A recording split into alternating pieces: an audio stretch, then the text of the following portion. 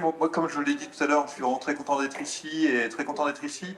Euh, alors le titre est un petit peu bateau, la Cour suprême et l'histoire des États-Unis. Le titre un peu plus long, celui qui figure sur le programme, c'est cette idée de la Cour suprême comme moteur des changements sociaux, des transformations de la société américaine, ou comme frein à ces changements. Et donc c'est un petit peu l'angle. Alors tout à l'heure j'ai noté lucide et exigeante, un pays de tension et de contradiction. Et en fait, je pense que c'est ça, c'est-à-dire que la Cour suprême, c'est précisément un résumé, une manière de regarder les tensions et contradictions des États-Unis, une sorte de coin qu'on peut enfoncer dans l'histoire des États-Unis pour se dire, voilà, que se passe-t-il si on regarde ça, si on fait cette vue en coupe qui permet de se dire, la Cour suprême, elle est présente depuis le début des États-Unis, sa fonction a changé, son rôle symbolique a changé, mais elle permet de penser l'histoire des États-Unis à l'aune de cette question de la réglementation, de la régulation, qu'elle incarne beaucoup, puisque les États-Unis, mais ça va le propos d'aujourd'hui, et vous le savez, plutôt un pays de jurisprudence qu'un pays de règles bien définies. Et ça, c'est vraiment extrêmement important de se rendre compte que la Cour suprême, elle s'insère dans un système plus vaste, un système qui n'est pas seulement celui du gouvernement, mais qui est bien celui de la loi et du rapport à la loi et à la régulation. Juste avant de me lancer dans le vif du sujet, Sandrine m'y invitait à dire un tout petit mot de la question de l'IA en recherche. La question de l'IA en recherche, en fait, pour le dire très vite, c'est pour moi aujourd'hui un effet délétère sur la recherche, qui est un effet délétère simplement sur l'idée que l'IA, elle produit des effets à la base de la recherche. Ce que je veux dire par là, c'est que quand on a une expertise, on expertise pour des revues universitaires, quand on est dans ce rôle de finalement de qualifier la recherche, de valider la recherche, la surgénération d'une recherche d'une qualité extrêmement médiocre, car générée directement ou partiellement par ces IA génératives, fait perdre un temps considérable, une énergie considérable, et en fait dilue la bonne recherche. Et donc dans un système de surproduction de la recherche, c'est un système avéré, mais qui consiste à conditionner les évolutions de carrière à la production de recherche régulière, et qui donc invite à une sorte de fraude, soit par la réutilisation des résultats, qui n'est pas une fraude au sens strict, mais qui est en tout cas un arrangement avec l'éthique universitaire, soit par la génération ex nihilo d'articles ou de paragraphes ou de sections qui sont générés par ces moteurs, je suis un peu réticent avec le terme d'IA, mais qui sont générés par ces moteurs et qui obligent à un regard critique, à un soupçon, et vraiment c'est une expérience personnelle et à la fois en même temps qu'une expérience institutionnelle. Donc pour moi cet effet il est délétère à ce niveau-là. Et pourquoi? Parce qu'en fait les IA ont cette espèce euh, de cette illusion du savoir, cette illusion de connaissance, c'est juste, mais aussi cette illusion de personnalité qui est le premier niveau d'interaction avec les IA. C'est-à-dire ce masque de personnalité complètement factice. Hein. Les IA sont programmés pour jouer un rôle d'assistant numérique. C'est la raison pour laquelle un outil comme ChatGPT ne dit pas non, même lorsqu'il est strictement incapable de donner une réponse ou de générer l'outil. Il y a des histoires d'horreur de collègues travaillant avec ChatGPT spécifiquement qui, pendant des semaines, leur dit je suis en train de travailler sur le document, le tableau Excel est prêt, et en fait n'a jamais généré le document. C'est-à-dire maintient le masque, l'illusion, l'écran de fumée consistant à dire j'ai généré tel document volumineux, générant des faux liens de téléchargement, parce que ces liens de téléchargement mettent l'outil face à une incapacité qu'il ne peut pas avouer, parce qu'il est programmé pour être cet outil numérique infaillible qui a toujours une réponse. Donc, de ce point de vue-là, cette illusion conversationnelle, elle est complètement inutilisable en recherche. Elle est complètement inutilisable en recherche, d'autant plus qu'elle s'appuie sur des données qui n'ont pas été qualifiées, sur des données auxquelles on n'a pas accès, et sur des données qui peuvent être de très grande qualité. La réalité, c'est que, de toute évidence, on peut interroger ChatGPT, que j'utilise ici comme résumé de ces IA génératives, on peut utiliser ChatGPT et obtenir des résultats qui sont des résultats très précis sur des sujets de recherche très précis. C'est tout à fait juste, mais on ne peut pas savoir si c'est vrai, parce qu'on n'a pas accès au corpus sur lequel il a été entraîné, et parce qu'il est tout à fait plausible qu'une partie, dans des résultats d'une très grande qualité, se soit glissée de pures inventions, de pures affabulations, qui polluent en fait la réponse au point de la rendre inutilisable. En revanche, et pour être un petit peu plus constructif, il y a deux usages qui sont vraiment pertinents pour ces LLM, donc pour ces modèles Large Language Models. Ce sont d'abord des fonctions de traduction. c'est-à-dire des fonctions qui permettent d'interagir avec des données et de les reformuler afin qu'elles soient intelligibles par un être humain. Et ça, c'est en fait extrêmement puissant. C'est la mise en tableau de paragraphe et en paragraphe de tableau, c'est la mise en diagramme, c'est la génération. Générer une frise chronologique avec Excel, c'est un cauchemar. Pour le dire rapidement. Je veux dire, les frises chronologiques, Excel, de manière confondante, ni Excel, ni les autres tableurs ne génèrent des frises chronologiques efficaces. Utiliser un LLM, que ce soit Claude, que ce soit ChatGPT ou d'autres, pour générer une frise chronologique avec des paramètres très précis et avec une mise en forme très satisfaisante, ça marche extrêmement bien.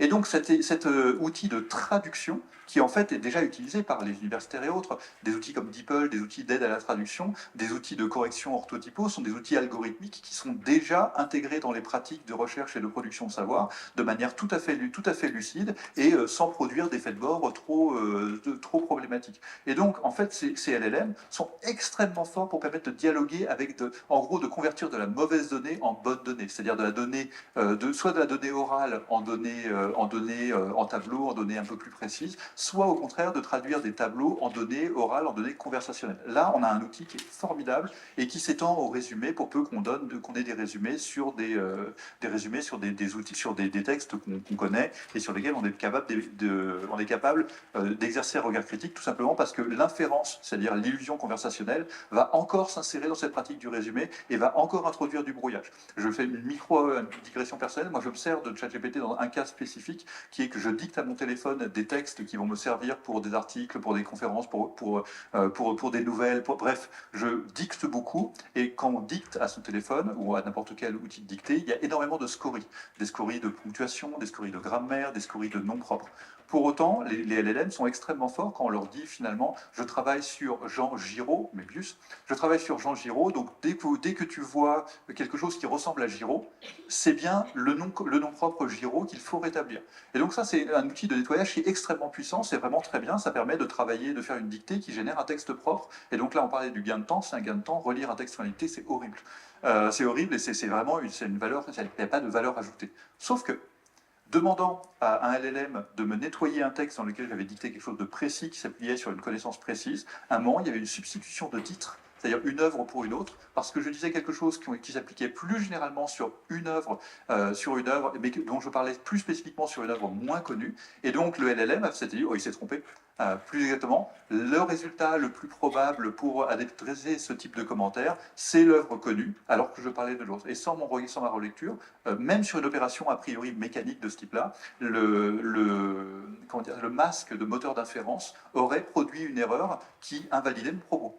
Donc voilà, c'est pour dire que même à ce niveau-là, il faut exercer cette vigilance. Et puis enfin, il y a un niveau dans lequel ces IA sont utiles pour la recherche, et c'est-à-dire peuvent produire des résultats nouveaux. C'est le dialogue avec des quantités de données qui sont des quantités de données qu'on ne peut pas dépouiller manuellement et qu'on ne peut pas dépouiller par des processus algorithmiques classiques dans lesquels on se contenterait d'avoir, par exemple, une fois dans une base de données, du décompte ou des références croisées. Et là, pouvoir interroger des données qui sont tellement massives qu'on ne peut pas les interroger par des outils habituels, en fait, les LLM permettent de faire cela à condition d'accepter un taux d'erreur. Ce que je veux dire par là, c'est qu'en réalité, si on fait cela, on s'en remet à l'algorithme, et qui est ici utilisé précisément comme un algorithme.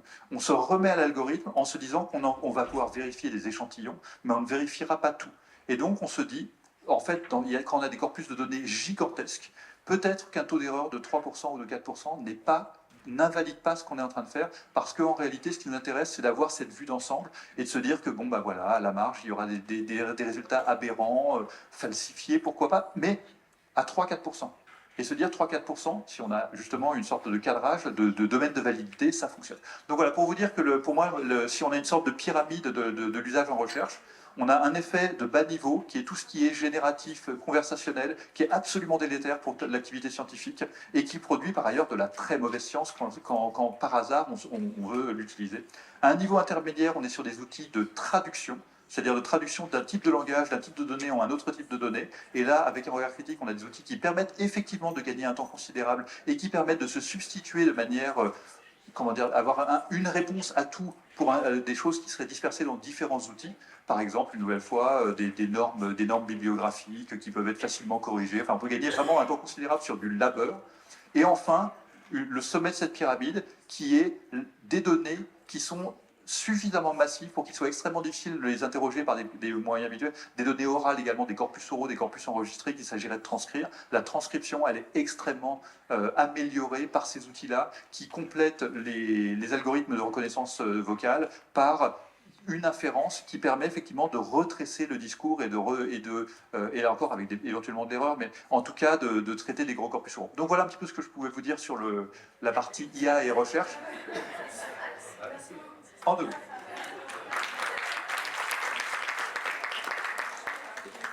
Comme j'ai des prolégomènes dans les prolégomènes, je voulais aussi vous montrer ces illustrations qui viennent d'un projet mené l'an dernier pour vous dire que les SAPS, cette démarche-là, elle n'est pas complètement, enfin, ce n'est pas que aujourd'hui.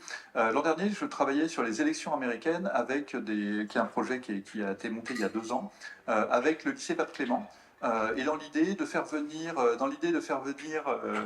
d'envoyer de transformer un groupe d'étudiants de master études anglophones en médiateurs des élections américaines, c'est-à-dire de travailler de manière très intensive pendant les 2 mois qui ont précédé l'élection, en formant ces étudiants et en faisant des médiateurs qui sont allés à 16 reprises au lycée. Des lycéens sont venus pour une conférence qui n'était pas d'ailleurs la partie la plus réussie du projet organisée par le consulat avec quelqu'un envoyé par le consulat des États-Unis. On avait fait une soirée à Mola, on avait fait une soirée au cinéma à la Lanterne, on avait fait des conférences publiques, et le tout en utilisant les étudiants comme organisateurs, planificateurs, managers de l'ensemble, et en faisant également des émissions radio, des émissions YouTube, et donc c'est cette logique d'échange avec les collègues de Pape Clément, à la fois en histoire géo, en anglais, en EMC, de vraiment essayer de faire tout cela. Et donc, la raison pour laquelle je vous parle de tout ça, c'est d'abord parce que, quand je vous disais tout à l'heure, venez, si vous avez des idées, venez nous voir, venez nous parler, parce qu'en fait, c'est vrai, on sait le faire, on l'a déjà fait, et ça nous intéresse. Ça intéresse nos étudiants, c'est une excellente occasion de les former, de leur permettre de les mettre dans une situation différente, de les autonomiser, pour reprendre le terme de tout à l'heure. Et puis ça fonctionne, ça fait partie du rôle de l'université, d'être dans cette interface, où on forme à la fois des lycéens, des étudiants, et on peut produire des résultats nouveaux. Et j'aurais voulu vous l'amener aujourd'hui, et donc chacun vend son truc aujourd'hui, donc c'est mon tour. J'aurais voulu vous l'amener aujourd'hui, mais les presses universitaires de Bordeaux donc, éditent un livre qui rend compte de l'expérience. En fait, il fait 2 choses, ce livre. D'abord, il est une sorte de petit manuel de comment parler du système politique américain, notamment du système électoral américain, en essayant de répondre à des questions, parce que c'était comme ça qu'on avait travaillé. D'abord, de collecter des questions que les gens se posent, les étudiants, mais également leur entourage, mais également les élèves, et d'essayer d'y répondre d'une manière intelligible et sourcée, chaque fois en donnant une source de référence. Et donc, le livre fait ça, il essaye de répondre à cette question-là, de répondre à des questions sur, par exemple, quelle est l'influence de la question ethno-raciale dans le système électoral américain, mais également de rendre compte du projet de médiation. C'est-à-dire, les illustrations que je vous montrais juste avant sont tirées d'un travail d'une illustratrice qui a accompagné le projet et qui figure dans le livre, donc dans cette idée de rendre compte de ce qu'ont fait les étudiants. Et d'ailleurs, le livre est largement écrit par les étudiants. Moi, j'ai joué un rôle d'éditeur, de coordinateur, de relecteur, mais comme on a fait ça un petit peu vite, j'ai aidé à réécrire des passages, mais concrètement, le livre, il est écrit par les étudiants. Et donc, c'est la fin de ce projet de médiation. Et pour vous dire que moi, je suis très content, pas simplement de l'avoir fait, mais bien d'avoir eu cette occasion de travailler avec les collègues, de travailler avec les étudiants, de faire ce travail-là. Et c'est quelque chose qui me semble être un modèle reproductible à différentes échelles. Et l'an prochain, normalement, je refais quelque chose d'un peu similaire sur la question du punk à l'aune des commémorations et de la logique commémorative des 50 ans du punk. Donc, si ça vous intéresse, on en parle. Mais ce n'est pas le propos d'aujourd'hui. Ayant fini mes prolégomènes, la Cour suprême. La Cour suprême des États-Unis, dans une photo qu'on retrouve en permanence, parce qu'en fait, il n'y a pas, et je vais en dire un mot, il n'y a pas de photo de la Cour suprême des États-Unis. La Cour suprême des États-Unis au travail, on ne la voit jamais. On ne la voit jamais en vrai, on ne la voit jamais d'ailleurs dans la fiction. La Cour suprême, c'est un point important, tout à l'heure on parlait du fait que les États-Unis sont largement représentés par la culture populaire et par un certain nombre de symboles qui, par leur répétition, sont érigés en métonymie pour les États-Unis. Ce n'est pas vrai de la Cour suprême. Pensez à la Cour suprême dans les médias, dans des séries politiques, dans des films. La Cour suprême, en dehors de quelques... Alors, il y a quelques livres, il y a L'affaire Pélican, qui est un livre de John Grisham, et qui est un thriller avec Julia Roberts. Voilà, tout ça, il y a quelques exemples. Dans les séries comme The West Wing à la Maison Blanche, on aperçoit les juges à la Cour suprême au moment de leur désignation, pas au moment de leur travail. En fait, on a une sorte d'institution qui, paradoxalement, est très incarnée. Voilà, les 9 membres de la Cour suprême, et chacun a une histoire, une importance, une singularité. Et en même temps, qui n'a pas cette espèce d'incarnation médiatique qui permettrait de se dire la Cour suprême, on voit comment elle fonctionne. Donc c'est une organisation qui est paradoxalement extrêmement transparente. Tous les documents de la Cour suprême, tous les documents produits par la Cour suprême sont accessibles de manière très simple, y compris les délibérations orales. Alors je vous montre, je n'ai pas de lien ici, mais il y a des enregistrements de la Cour suprême depuis les années 50. La Cour suprême a conservé cela. Et depuis, alors l'histoire de ces enregistrements est un petit peu compliquée. Enfin, il y a des péripéties, c'est ce que je veux dire par là. Mais depuis, je crois, le début des années 2010, l'intégralité de ces enregistrements est librement disponible. Ça veut dire que si vous voulez écouter, et j'en parlerai tout à l'heure, Brown v. Board of Education, c'est-à-dire le grand cas sur la déségrégation aux États-Unis, vous pouvez entendre les gens qui parlent en 1954 devant la Cour suprême. C'est donc absolument fascinant. On a accès à cette richesse de matériaux, y compris sur des échanges oraux, qui est absolument passionnant, et sur un site qui s'appelle Oye, Oye comme Oye, oyez.com, vous avez notamment des transcriptions, des enregistrements audio avec des transcriptions simultanées et l'affichage de qui parle. C'est-à-dire qu'on voit le visage s'illuminer. Alors ça, comme outil pédagogique, c'est vraiment pas parfait, parce que vous avez simultanément l'oral, simultanément cette transcription, et l'aide qui permet de se dire une voix n'est pas familière, mais on peut l'attribuer à un juge ou à un autre de la Cour suprême qu'on peut renvoyer à son affiliation partisane s'il en est. Bref, pour vous dire que la Cour suprême, il est à la fois facile d'en parler, et on a une richesse de documents qui est extraordinaire. La Cour suprême produit elle-même ses propres résumés. Enfin, c'est vraiment très simple de trouver les documents. Et simultanément, une institution qui n'est pas pleinement incarnée, alors même que les États-Unis, au niveau fédéral, ont une sorte d'incarnation par défaut. Le président des États-Unis, c'est le seul membre du gouvernement américain qui est élu par l'ensemble de la nation. C'est le seul visage des États-Unis en tant que nation. Et c'est fascinant parce que le Congrès avec ses 435 représentants à la Chambre, ses 100 sénateurs, le Congrès ne peut pas incarner les États-Unis. Trop de gens. La Cour suprême pourrait avoir ce rôle-là. La Cour suprême pourrait, potentiellement, 9 personnes, ça va, c'est pas si bon, pourrait jouer son rôle, et pourtant elle ne le fait pas. Pourtant elle ne le fait pas, et notamment parce qu'elle a une culture du secret, et je vais y revenir donc, qui sont ces gens? Donc on a nos 9 membres, de la Cour suprême, dont 4 ont été choisis par Trump ou Biden entre 2016 et 2022, donc à une date relativement récente. Donc Amy Coney Barrett, conservatrice catholique, Neil Gorsuch, très conservateur, qui est le seul juge le seul juge venant de l'ouest des États-Unis. Brett Kavanaugh, qui a été crédiblement accusé de violence sexuelle et qui est vraiment une personne dont il est difficile de dire du bien. Ketanji Jackson Brown, choisi par Joe Biden pour être la première femme noire siégeant à la Cour suprême, Elena Kagan, Samuel Alito, John Roberts, Clarence Thomas et Sonia Sotomayor. Tous ces noms sont importants parce que chacun d'entre eux incarne une parole spécifique, et chacun d'entre eux a une ligne spécifique. Quand on écoute les discussions à la Cour suprême, quand on lit les arrêts de la Cour suprême, on reconnaît la voix de chacun d'entre eux. C'est-à-dire que ces personnalités, elles sont accessibles, elles façonnent notre compréhension de l'institution. Ce n'est pas une institution qu'on peut simplement traiter au mode à l'aune des règles qui la définissent. Il faut également la traiter à l'aune des individus qui la composent. Et ça, c'est extrêmement important. Par exemple, en se souvenant que Clarence Thomas est actuellement le juge qui siège à la Cour suprême depuis 1991 et qui nous rappelle que les juges sont élus à vie, sont choisis à vie, jusqu'à ce qu'ils démissionnent, qu'ils soient destitués ou jusqu'à ce qu'ils meurent.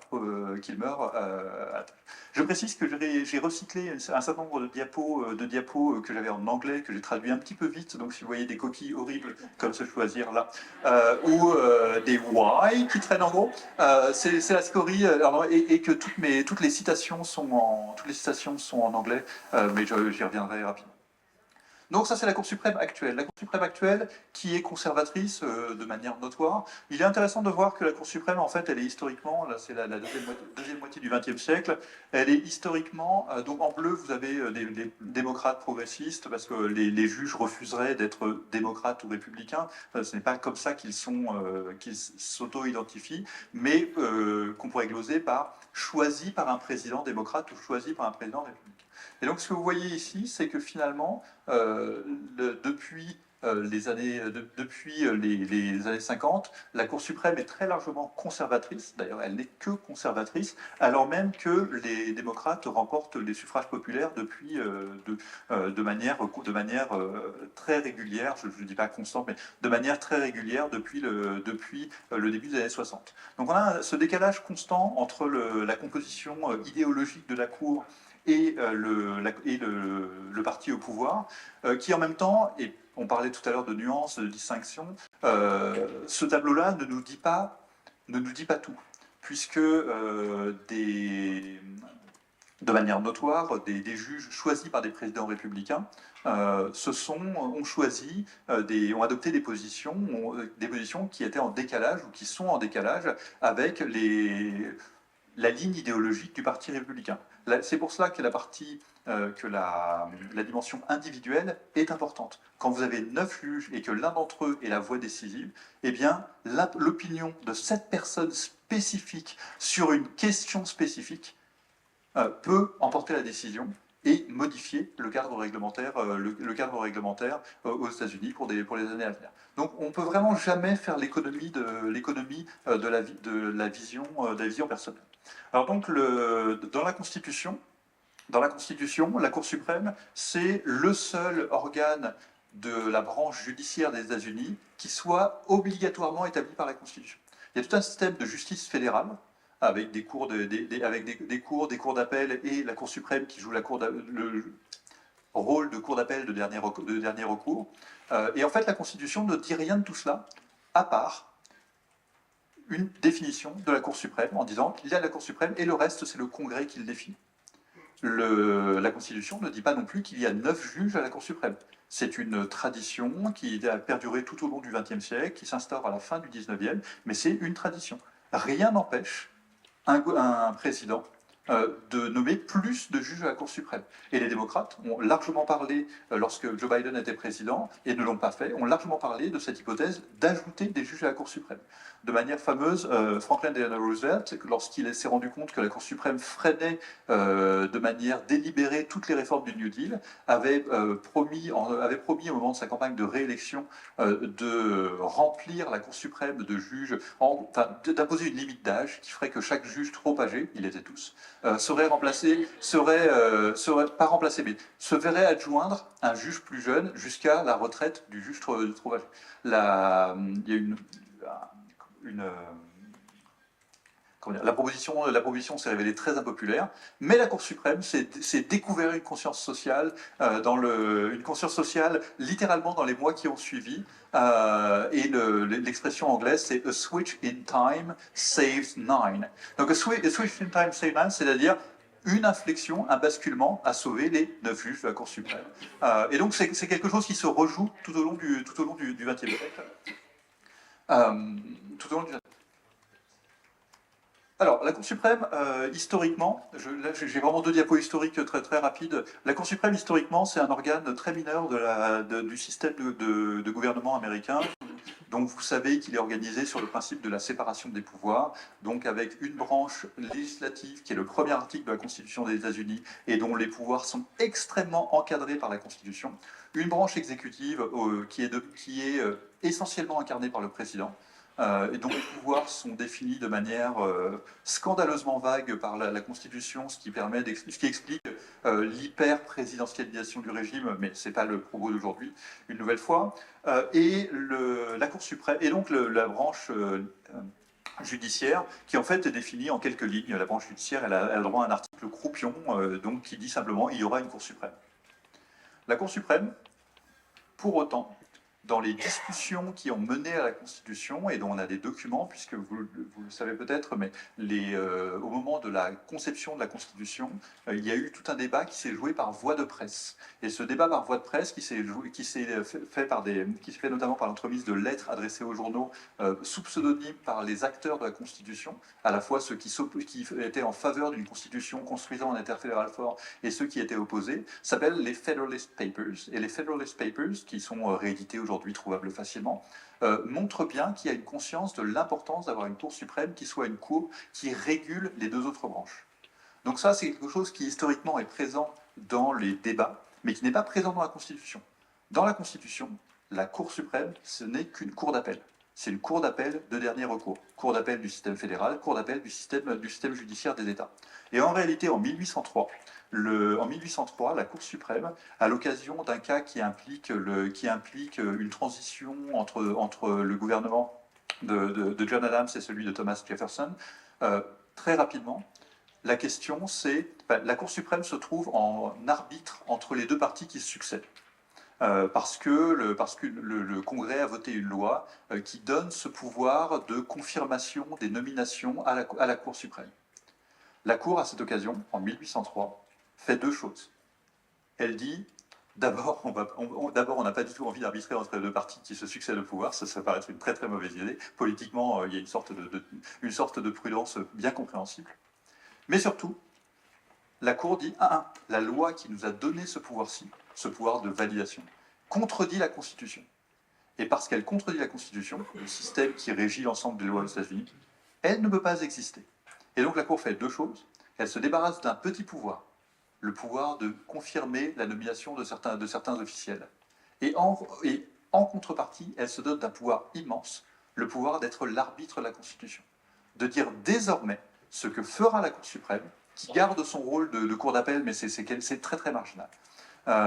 Ce que fera la Cour suprême, c'est d'être l'arbitre de la constitutionnalité de l'ensemble des décisions du gouvernement et même des gouvernements, puisqu'elle s'applique aussi aux lois des États. Donc la question, c'est celle de la constitutionnalité, et c'est ça la question majeure, et c'est ça qui explique le rôle de la Cour suprême aujourd'hui. Ce n'est pas une cour d'appel pour les amiraux, les généraux, c'est ça que dit la Constitution, c'est bien une cour qui s'intéresse, qui prend part dans le grand système des checks and balances, c'est-à-dire de l'équilibre entre les branches. Je ne détaille pas du tout ce diagramme-là, mais c'est pour vous dire que ce principe de la séparation des pouvoirs, il est accompagné par un principe de régulation croisée des différentes branches du gouvernement, chacune disposant de certains pouvoirs sur les autres branches. Ainsi, l'exécutif nomme les juges à la Cour suprême, mais également aux cours fédérales. L'exécutif peut créer des cours fédérales, peut bouleverser le système fédéral.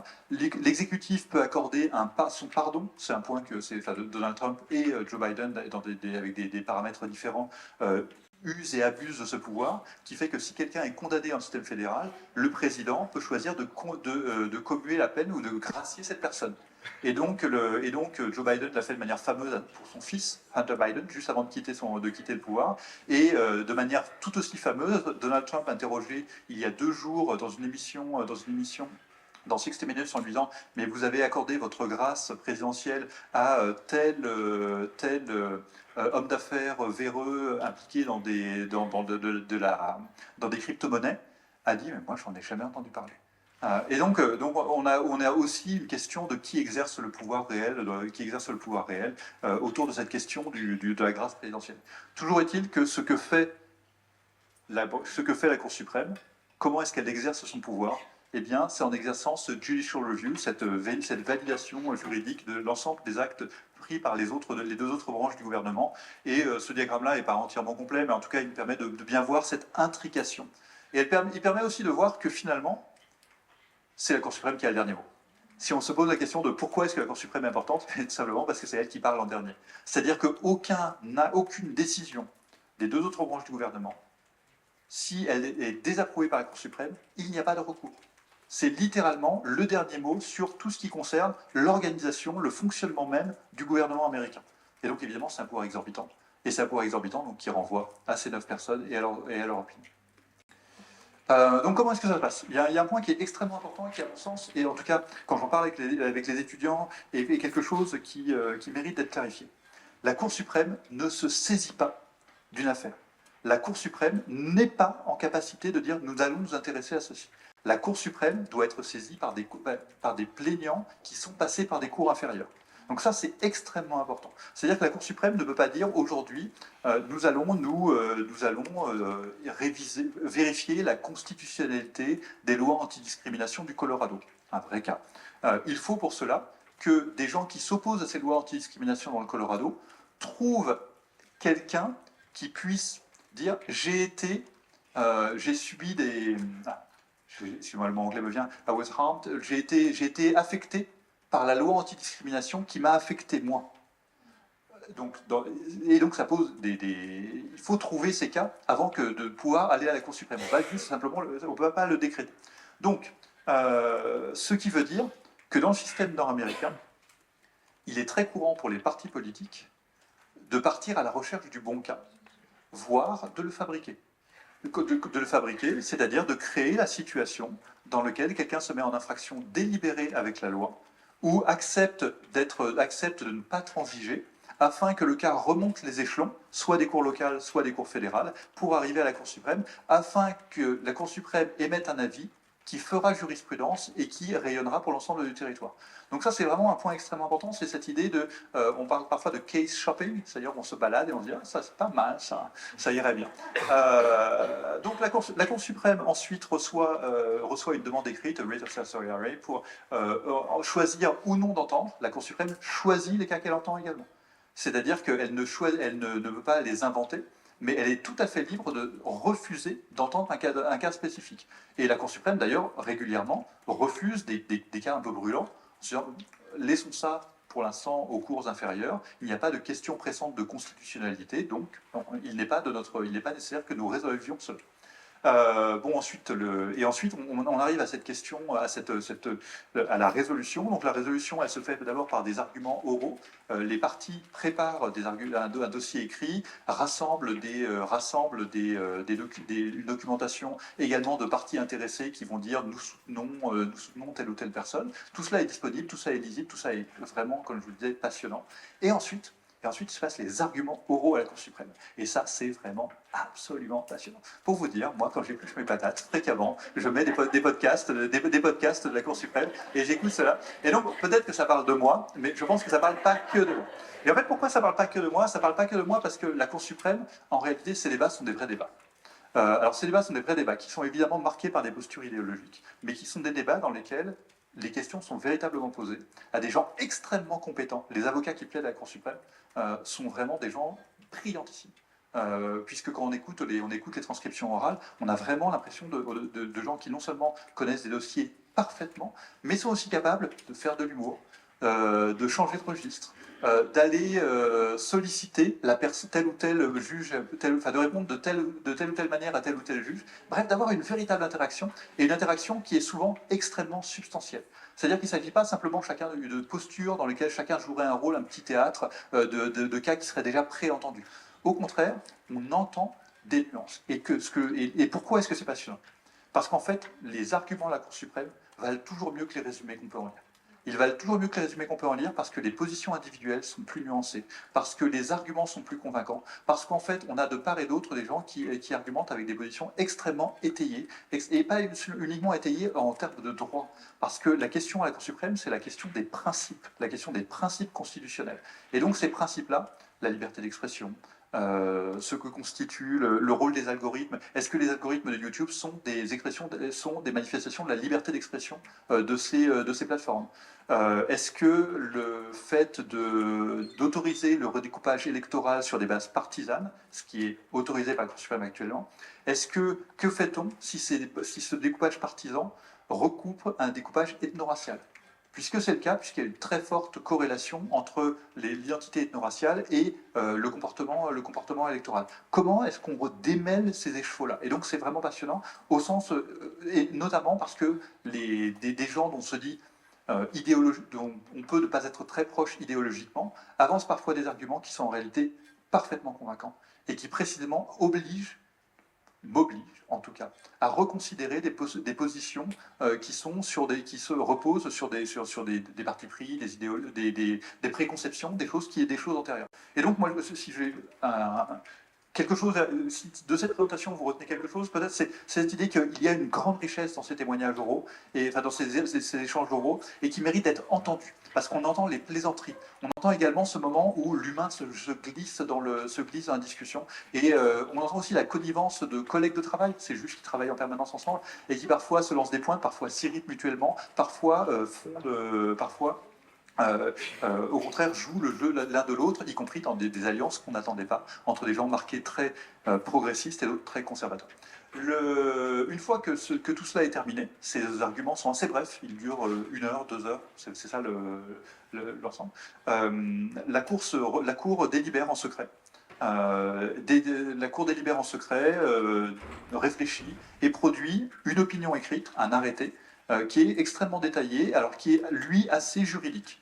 C'est-à-dire que souvent, quand on regarde ces textes-là, en fait, ils sont truffés de références bibliographiques qu'il faut enlever si on lit ce texte, ou si on veut le faire lire.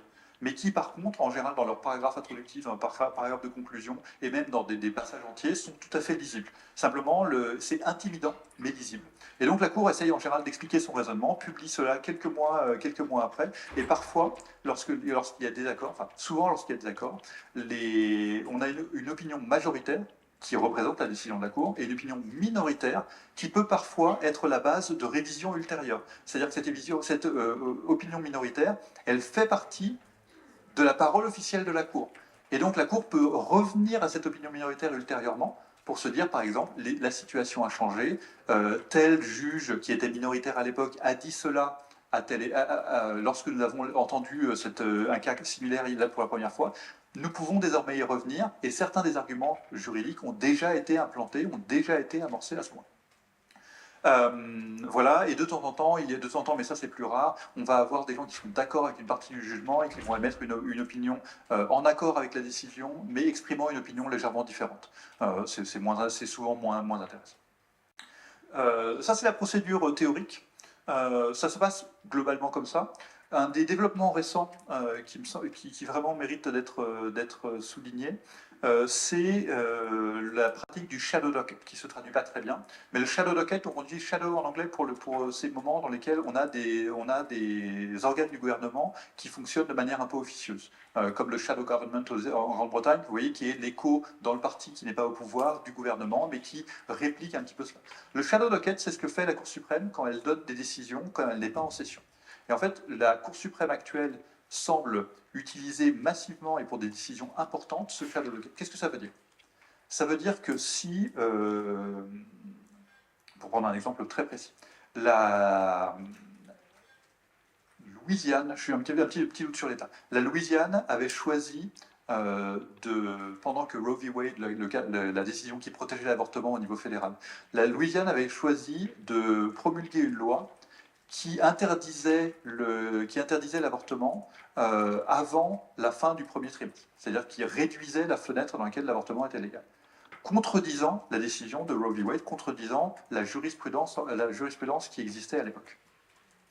La Cour suprême n'a pas entendu directement le cas, un cas complexe qui nécessitait, mais elle a dit en urgence, c'est ça le chef de caisse, c'est une décision d'urgence, nous ne décidons pas sur le fond, mais vous pouvez appliquer cette loi. Et donc, ce faisant, la Cour envoyait un signal très clair de sa volonté de réviser la jurisprudence sur l'avortement, et sans pour autant avoir à faire tout le processus qu'on a vu précédemment, c'est-à-dire des documents écrits, des arguments oraux, des prises de position officielles. La Cour s'est contentée de dire « Non, ben, pour l'instant, on fait ça. Nous ne suspendons pas l'application de cette loi. » Et en fait, sur toutes les décisions qu'a prises Donald Trump cette année, Donald Trump n'a pas gagné sur le fond. On le verra, je crois qu'il a gagné 23 cas sur 25 à la Cour suprême cette année, ce qui est inédit pour le gouvernement américain et qui pose vraiment de multiples questions. Mais aucun de ces cas, ces cas n'ont pas été jugés sur le fond. C'est pas aucun de ces cas. Ces cas n'ont pas été jugés sur le fond. La plupart du temps, c'est une décision de la Cour suprême de laisser le gouvernement agir tant que le cas n'a pas été jugé sur le fond. Et donc c'est pour ça que là on est sur un fonctionnement dérogatoire. Et normalement ces décisions-là sont des décisions un petit peu formelles, administratives. C'est simplement pour dire on n'intervient pas. Mais là sur des cas majeurs, comme la question de la citoyenneté aux États-Unis, comme la question des barrières douanières, comme la question des pratiques de la police des frontières. Donc là la Cour suprême s'empare de cet outil-là pour finalement abdiquer son rôle non seulement d'arbitre de la Constitution, mais encore de glosateur de la Constitution. Normalement, la Cour suprême explique son raisonnement. Dans le Shadow Docket, quand on a ces décisions par intérim, en fait, la Cour suprême se contente de dire on fait ça, avec en général un bref paragraphe, pas signé, enfin des choses qui dérogent complètement à la. Je vous disais tout à l'heure que la Cour suprême, on ne la voit pas beaucoup. En fait, on a une photo de la Cour suprême, 1937, dans Times Magazine, avec une dame qui était venue avec un sac troué, avec un appareil photo espion dedans. Parce que la Cour suprême, en fait, dans l'histoire complète, c'est à la fin du 19e, au moment où les appareils photo viennent d'être popularisés, et où on les appelle d'ailleurs des Kodak, hein, c'est au moment on ne dit pas un appareil photo, on dit un Kodak, quelqu'un a pris un cliché d'un juge de la Cour suprême en train de dormir pendant une audience. Et donc la Cour suprême a immédiatement, au moment où la technologie a été inventée, a immédiatement interdit les appareils photo dans l'enceinte, et les caméras sont également interdites. Ce qui fait qu'une des raisons pour lesquelles on n'a pas d'incarnation de la Cour suprême au travail, c'est que la Cour suprême, en fait, on ne la voit jamais. Alors il y a une vidéo volée de la Cour Roberts, mais par des militants qui sont rentrés avec une caméra, mais étonnamment, alors même que c'est ouvert au public, hein, les débats de la Cour suprême, on peut s'inscrire, on peut venir, c'est tout à fait, là encore il y a une forme de transparence, mais c'est une transparence qui est absolument à l'écart des regards des caméras. Et donc qui freine cette incarnation qui permet la Cour suprême de ne pas jamais à la télévision en tant que Cour suprême. Ces décisions passent au moment où éventuellement les juges se présentent sur le perron de la Cour et lisent des décisions, enfin ce qui se produit dans des décisions importantes. Mais voilà, et donc ça ressemble à ça sinon. Oui, cette Cour, donc, elle est très conservatrice. Elle est historiquement conservatrice. Et donc il est tentant de se dire, finalement, c'est une Cour illégitime, au sens où elle ne représente pas l'opinion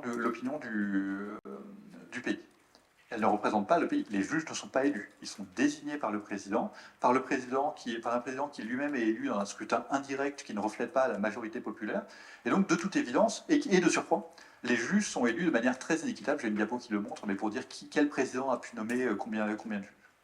Et pour autant, quand on regarde un petit peu la composition de la Cour suprême actuelle, cette Cour suprême si décriée, qui apparaît en décalage avec le pays, on se rend compte qu'à bien des égards, c'est la Cour suprême la plus représentative que les États-Unis. Par exemple, c'est une Cour qui comporte 5 hommes et 4 femmes, sachant que dans l'histoire de la Cour suprême, il y a eu 6 femmes. Donc 4 des 6 femmes qui ont siégé à la Cour suprême siègent aujourd'hui. Si on regarde la proportion de juges non blancs, si on voulait être à l'équilibre, par une représentativité parfaite, il faudrait qu'ils soient 4 ou 5. Ils sont 3. On n'est pas très très loin sur un petit échantillon d'une représentativité. En revanche, sur le plan de l'éducation et de la religion, on a une Cour qui, là, est en décalage complet avec le pays. Et c'est vraiment extrêmement important parce que la question des droits religieux qui sont... normalement, le premier amendement de la Constitution des États-Unis impose une séparation entre l'Église et l'État qui n'est pas une expression française. La separation between church and state, c'est une expression utilisée par les constitutionnalistes américains pour décrire ce que dit le premier amendement. Donc le système américain fait s'interpénétrer religion et exercice du gouvernement, mais dans les textes, il y a une séparation de l'Église et de l'État qui est tout à fait explicite. Sauf qu'à la Cour suprême, comme vous le voyez ici, je l'ai mis, on a 6 catholiques. 6 catholiques qui représentent environ 20% de la population. Et donc on a une surreprésentation des catholiques et des chrétiens à la Cour, qui fait que la Cour actuelle, un des biais observables, manifestes, c'est de relire l'ensemble du système constitutionnel à l'aune des libertés religieuses. et de soumettre une partie des libertés constitutionnelles acquises à l'impératif de liberté religieuse, y compris dans la question de l'attribution de fonds publics à des écoles privées, qui est vraiment un cas. Donc voilà un petit peu ce que je voulais vous dire sur le système, et je rencontre évidemment que je suis à ma diapo 14 sur 60, et donc je vais essayer de vous dire quand même ce que je voulais vous. Je passe rapidement sur d'autres choses, mais ça me paraît vraiment important quand même. Tout me paraît important, mais ça spécifiquement. En fait, la question, elle est, est-ce que nous sommes dans un moment spécifique? Est-ce que la question de la Cour suprême aujourd'hui, elle se pose, on doit la poser à nouveau frais, ou est-ce qu'on est sur quelque chose qui illustre des tendances historiques plus vastes? La première observation, c'est celle-ci. C'est-à-dire que l'inéquité manifeste dans le pouvoir des présidents de désigner des juges à la Cour suprême, elle se manifeste dans cette liste-là. Joe Biden, Barack Obama, à eux deux, ont servi 3 mandats non consécutifs, mais 3 mandats. Donald Trump, dans son premier mandat, a pu nommer autant de juges qu'eux.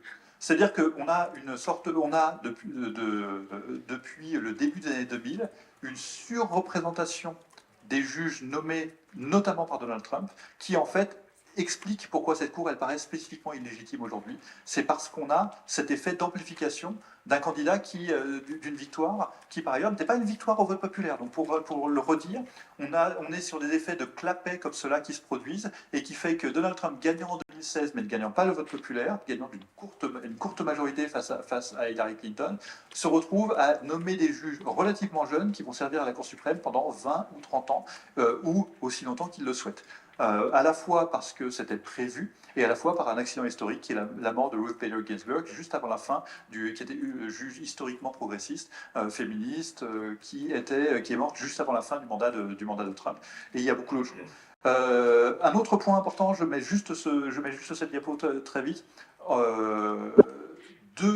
Au moins un des sièges d'un des juges qui a été nommé par Donald Trump est un siège volé au Parti démocrate. C'est un point extrêmement important et qui explique le sentiment d'illégitimité profond de la Cour.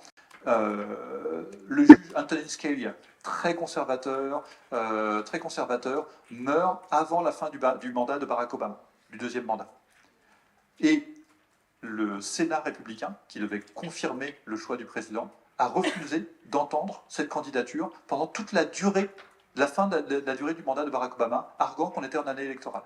Et ce siège a ensuite été pourvu par Donald Trump une fois qu'il a été élu, au début de l'année suivante. Et donc on est réellement sur l'idée d'un siège volé, que je mets ici des guillemets, au sens où c'est un siège qui, en tout cas, a été acquis en dérogeant complètement à la convention républicaine et pas à un texte quelconque, parce qu'en fait, on s'est rendu compte à cette occasion, et c'est quand même un des grands enseignements du travail sur la Cour suprême et sur le gouvernement américain, que le gouvernement américain tient par des bouts de ficelle. Le gouvernement américain a des textes qui sont radicalement imprécis, peu contraignants, qui en fait ne permettent pas au gouvernement de fonctionner en dehors d'un système de conventions et de règlements votés par les organes délibératifs eux-mêmes.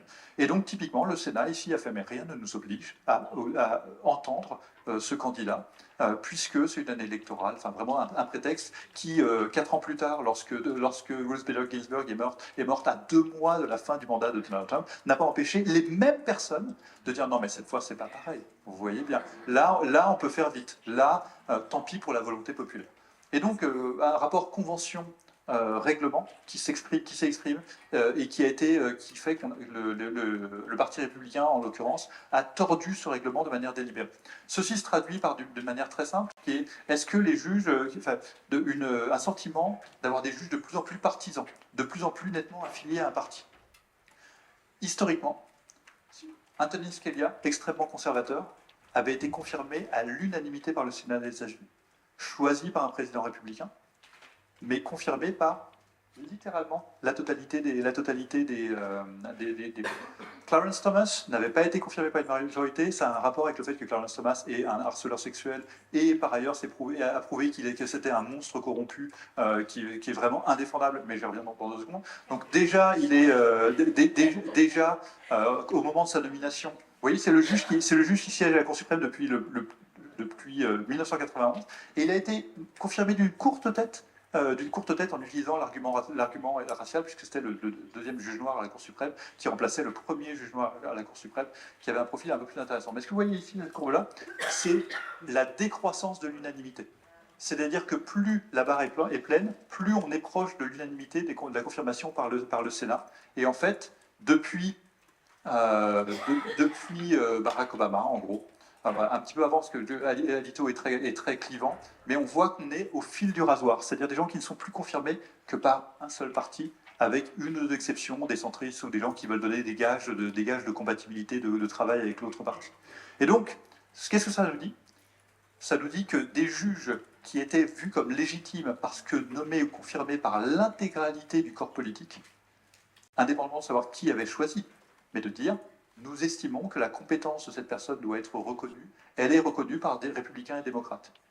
On est passé à un système dans lequel seul le parti qui a choisi le juge le confirme. Et donc on est passé dans un système dans lequel on avait des juges qui pouvaient légitimement se dire apolitiques, à un système dans lequel les juges sont l'expression de la volonté d'un parti politique. Et donc, est-ce que nous sommes dans un moment spécifique? Oui, nous sommes dans un moment spécifique, parce qu'en dépit des dénégations des membres de la Cour suprême eux-mêmes qui disent il n'y a pas de juge républicain ou démocrate, il n'y a pas de juge d'Obama, il n'y a pas de juge de Trump, en réalité, c'est bien ce que dit ce graphe. Il y a des juges Obama, il y a des juges Trump, il y a une juge Biden, et chacun incarne bon gré mal gré ce processus-là. Oui, je passe rapidement. En fait, je vais même m'arrêter après deux diapos, mais qui expriment, à mon avis, la question qui permettent d'aller à cette question du accélérateur au frein. La première, et donc c'est une question de principe. La Cour suprême est aujourd'hui dominée par ces conservateurs. Ces conservateurs prêchent une forme d'originalisme ou de textualisme. Qu'est-ce que ça veut dire? Ça veut dire que la Constitution, qui a pour rappel un document qui a été élaboré en 1787, qui a été amendé en 1789 par les 10 premiers amendements, le Bill of Rights, qui a été profondément transformé par les amendements qui ont été adoptés après la guerre de sécession entre 1865 et 1870, qui ont notamment élargi les protections constitutionnelles aux États. C'est-à-dire qu'avant 1868, la Constitution s'applique très peu, les droits garantis par la Constitution ne sont pas garantis au niveau des lois des États.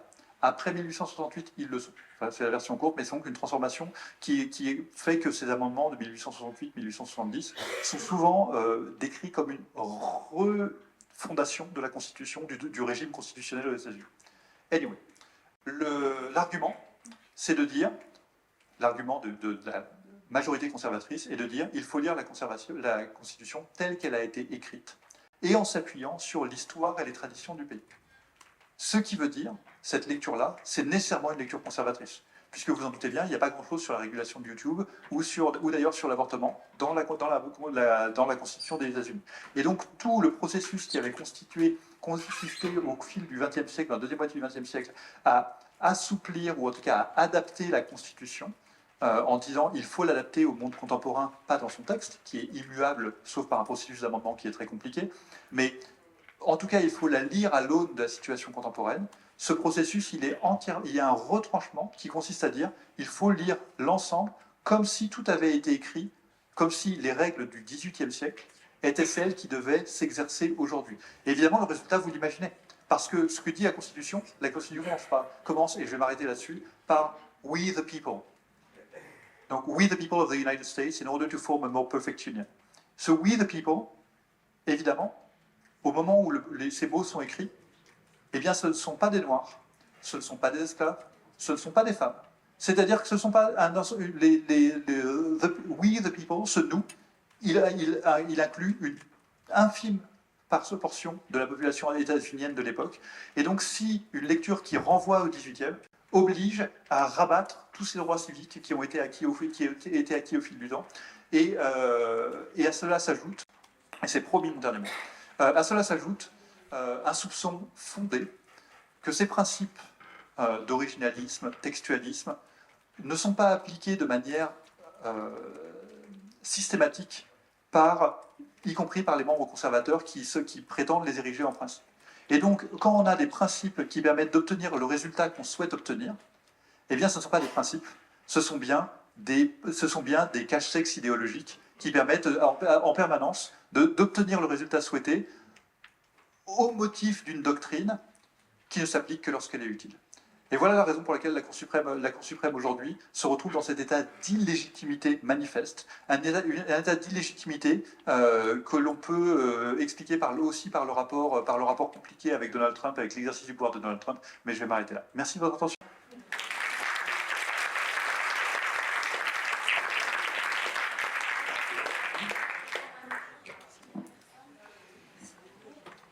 Bien, merci beaucoup pour cette intervention. C'est le temps des échanges, donc si vous avez des questions, c'est le moment. Oui.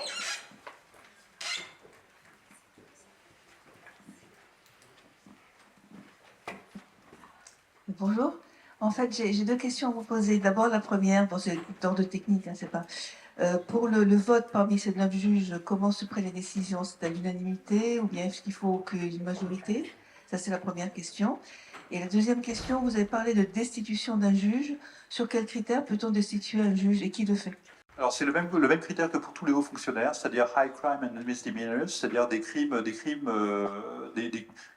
sérieux ou un mauvais comportement. C'est-à-dire qu'on pourrait imaginer qu'un juge qui serait crédiblement accusé de corruption devrait théoriquement être destituable. Je dis théoriquement, puisque comme je le disais, Clarence Thomas est crédiblement accusé de corruption. Il y a eu tout un ensemble de rapports sur les cadeaux qu'il a reçus de milliardaires qui ont ensuite plaidé devant la Cour. Et Clarence Thomas, donc ce juge nommé en 91, est néanmoins toujours juge à la Cour suprême. Donc la question théorique, la réponse théorique, c'est des crimes. Ça peut mener à une destitution, sans préciser précisément la gamme de ces crimes. La réponse pratique, c'est ça n'arrive jamais.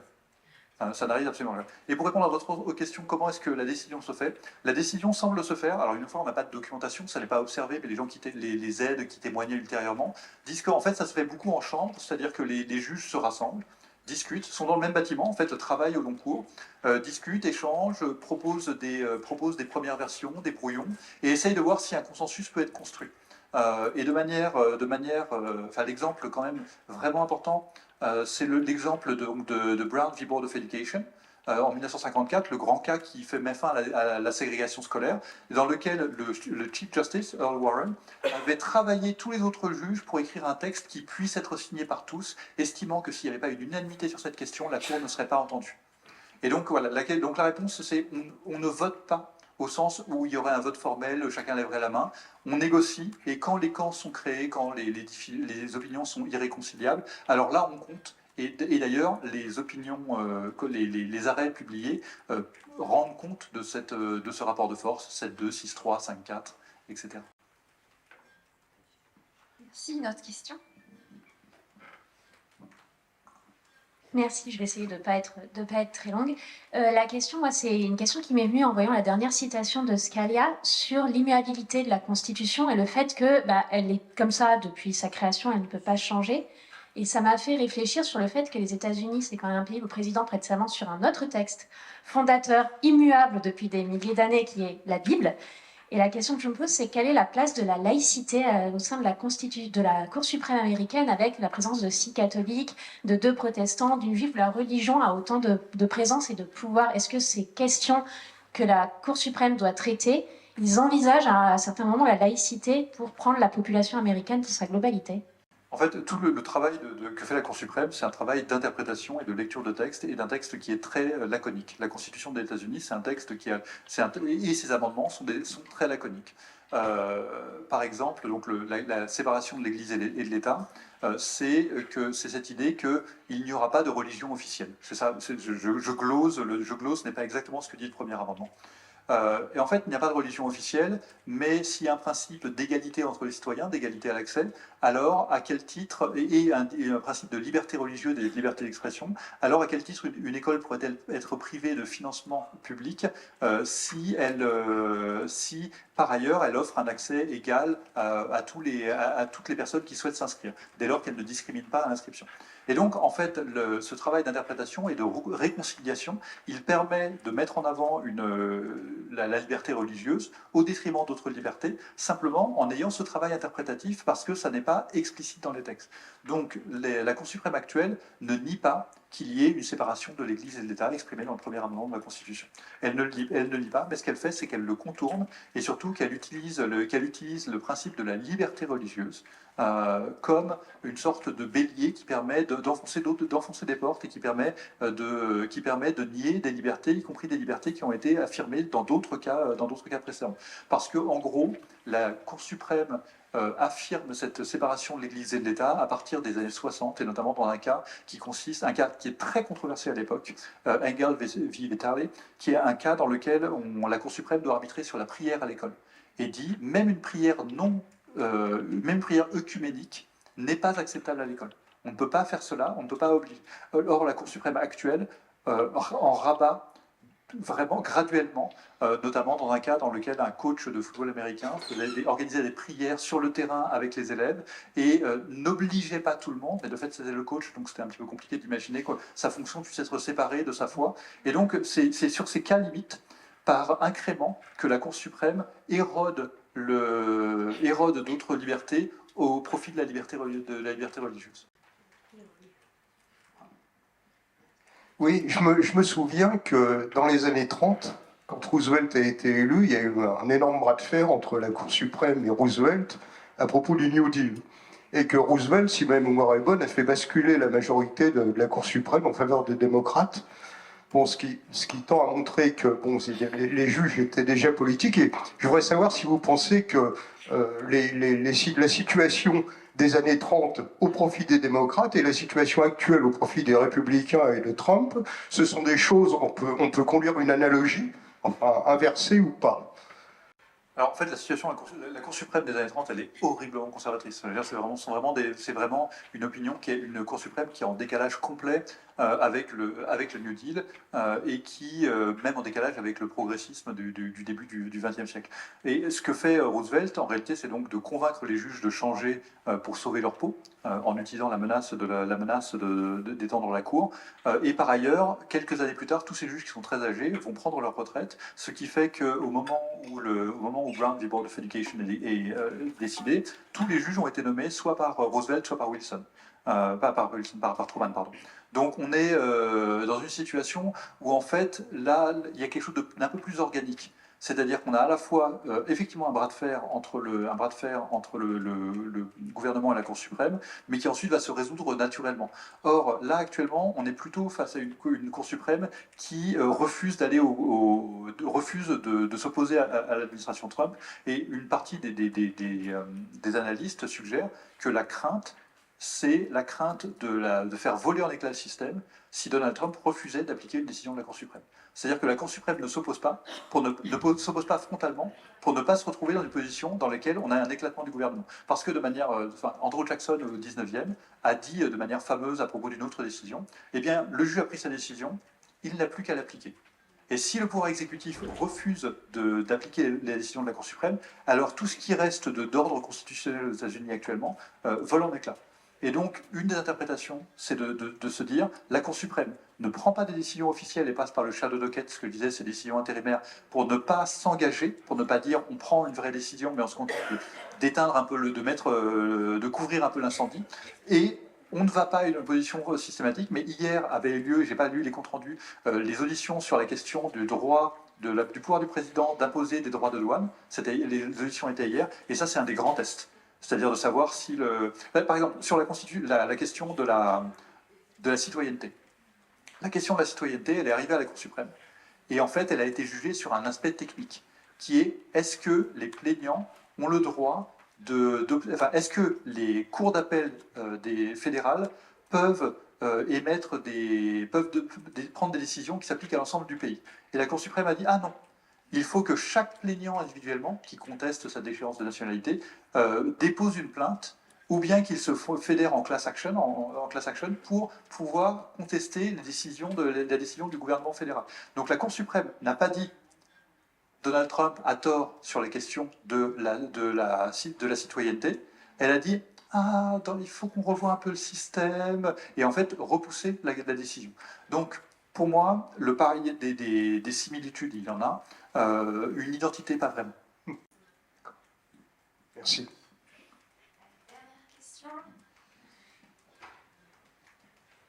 Et juste ce que je vous mets à l'écran, c'est pour vous dire que ça, c'est National Review en 1957, qui s'attaque à la décision de Earl Warren, donc sur la déségrégation. Vous voyez, avec des choses assez brutales hein, sur ce Wanted for Impeachment pour Earl Warren, et qui emploie les mêmes termes que les démocrates emploient à propos de la Cour actuelle, c'est-à-dire une Cour illégitime, non élue, en décalage avec l'opinion du pays. Donc c'est pour vous dire qu'il y a quand même des mouvements de balancier dans cette idée d'avoir une Cour qui est en décalage idéologique avec le reste du pays. Ça s'est déjà produit, et les termes sont les mêmes. Cette idée d'avoir des acteurs non élus qui font la politique du pays. Mais vous avez une question. Oui, merci. Moi, je voulais vous demander, dans le cadre de l'agrégation interne d'histoire-géographie, on a une question sur les révolutions à la fin du XVIIIe siècle. Et je vous ai entendu dire que pour vous, We the People, au début de la Constitution, vous l'interprétiez dans un sens assez restrictif de c'est les hommes blancs. Et je voulais savoir qu'est-ce qui justifiait selon vous cette interprétation, ou si on pouvait éventuellement lui donner peut-être un sens plus large. Par exemple, en France, il y a des citoyens passifs et actifs. Alors moi, je ne suis pas comparatiste, et en fait, c'est un point que j'aurais pu dire en préambule. Je suis vraiment incapable de me livrer à un discours similaire sur le système français, et sur l'histoire aussi. Donc je préfère vraiment être très prudent et pas sortir d'une zone dans laquelle je peux dire des choses avec un peu d'assurance. En revanche, sur la question est-ce que We the People regroupe qui est intégré. Il n'y a pas de définition du citoyen américain dans la Constitution. Ça n'est pas défini non plus dans la Déclaration d'indépendance. Et donc, c'est un cas qui va en fait être arbitré au milieu du 19e, quand la Cour suprême va relire les textes et dire « Nous pensons », c'est dans l'affaire Dred Scott, 1857, « Nous pensons que la Constitution des États-Unis ne concerne pas les Noirs ». Et elle dit ça explicitement. Et pourquoi est-ce qu'elle dit que ça ne concerne pas les Noirs? En fait, la situation elle est contrastée selon les États. Il y a des citoyens noirs, des Noirs libres qui peuvent voter dans certains États. Les femmes peuvent voter à certains endroits. On a une situation très contrastée. Mais enfin, la Constitution, elle est écrite par des hommes blancs qui possèdent des propriétés, qui ont le droit de vote à ce titre. Et donc, en fait, les règles qui s'imposent, les règles dominantes aux États-Unis à la fin du 18e, concrètement, qui peut voter? C'est-à-dire à qui s'applique le système, qui le façonne? Des gens qui savent lire, sont blancs, sont des hommes, et disposent de propriétés. Enfin, payent des impôts. Et donc, c'est finalement extrêmement restrictif, mais ce n'est pas dans le texte. Donc, on peut tout à fait arguer et c'est pour ça la force de la Constitution américaine, c'est qu'elle est floue. C'est qu'elle a pu résister au temps précisément parce que We the People veut dire des choses différentes à certains moments de l'histoire. En revanche, il est certain qu'au moment où les gens qui écrivent la Constitution, qui pour les 2 tiers d'entre eux possèdent des esclaves, écrivent ce texte, l'application pratique, et on peut dire le history and tradition, c'est-à-dire ce qui se passe concrètement sur le terrain, c'est d'avoir, une nouvelle fois, des hommes blancs, lettrés, payant des impôts, et c'est à eux que s'applique, c'est eux qui vont faire ce système. Et d'ailleurs, c'est quand même la description de tous les présidents américains, jusqu'à Barack Obama en 2008.